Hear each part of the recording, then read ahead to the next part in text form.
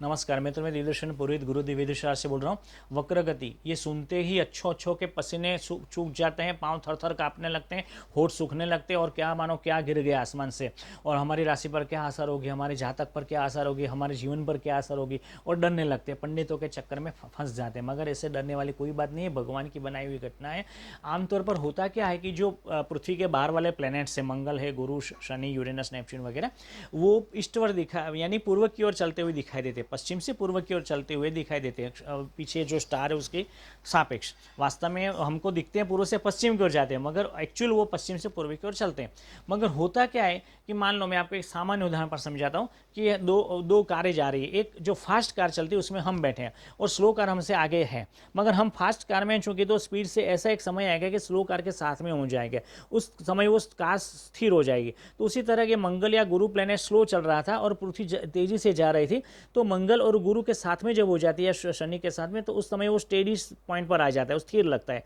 फिर वो हमारी कार आगे स्पीड वाली चली जाती है तो ये पीछे चलती मालूम होती है। यानी जब पृथ्वी आगे निकल जाती है तो मंगल, गुरु, शनि वगैरह पीछे चलते मालूम होते हैं। इसको रेट्रोग्रेड मोशन कहते हैं, इसको ही वक्र गति कहा जाता है। ये कुछ समय के लिए होती है, मगर आभासी होती है, एक्चुअली वक्र होता ही नहीं है। प्लैनेट्स पीछे खिसकते ही नहीं है, जब खिसकेंगे नहीं तो फिर हमको नुकसान कैसे करेंगे। मगर ये आभासी गति, उससे हमको मालूम होता है कि कुछ पीछे जा रहा है, ये पीछे जा रहा है। फिर एक समय ऐसा आएगा कि हमारी कार जब आगे निकल जाएगी तब हमको फिर ध्यान होगा कि पीछे जो फास्ट नीचे हम वापस जा रही थी वो कार, वो तो फिर हमारे साथ में धीरे धीरे आगे होती हुई दिखाई दे रही है।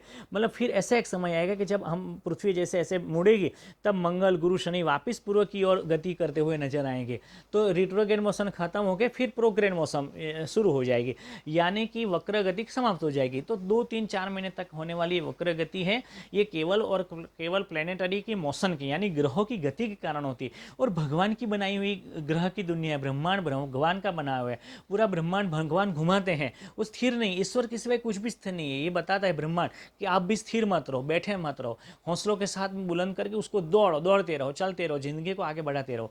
तो ये ग्रह जब स्थिर होते हैं या फिर वक्र गति में चले जाते हैं तो ये भगवान का बना हुआ है और रचा हुआ खेल, वो आभासी है, इल्यूजन है, हमको पृथ्वी से दिखता है। उससे क्या नुकसान होने वाला है, उससे कौन सा रेडिएशन फैलाएगा, उससे क्या हमारे जातक राशि पर असर होगी, कुछ भी नहीं होती है। तो आप डरिए मत, डराइए मत, किसी के चक्कर में मत पड़िए। और ये विधि और अंगूठे और ये सब, ये उसमें करोड़ों हजारों रुपए का बर्बाद आप मत कर दीजिए। पुरुषार्थ पर ध्यान रखें। पुरुषार्थ मनुष्य अपने भाग्यता विधाता आप हैं। अगर हम पसीना बहाएंगे तो हमको फल मिलेगा, गुलाब बोएंगे तो गुलाब मिलेगा, और बबूल बेंगे तो बबूल मिलेगा। फिर आप ग्रहों की मिट्टी पहन लीजिए, माला जप कर लीजिए, गायत्री मंत्र हवन कर लीजिए, मगर अगर आपने बबूल भी है तो बबूल ही आपके बगीचे में होगा, और आम बोई होगी तो आम ही, केरी ही खाने को मिलेगी। ये निश्चित है, कर्मफल का सिद्धांत भगवान ने पूरे ब्रह्मांड के रचा है। तो वक्रगति एकमात्र प्लेनेटरी मोशन के कारण होने वाली आभासी इल्यूसिव घटना है, उससे डरे नहीं और ना डराए, उसका आनंद उठाए। जैसे मंगल की वक्रगति आज 30 अक्टूबर से शुरू होगी और दिसंबर तक चलेगी, 12 जनवरी तक चलेगी।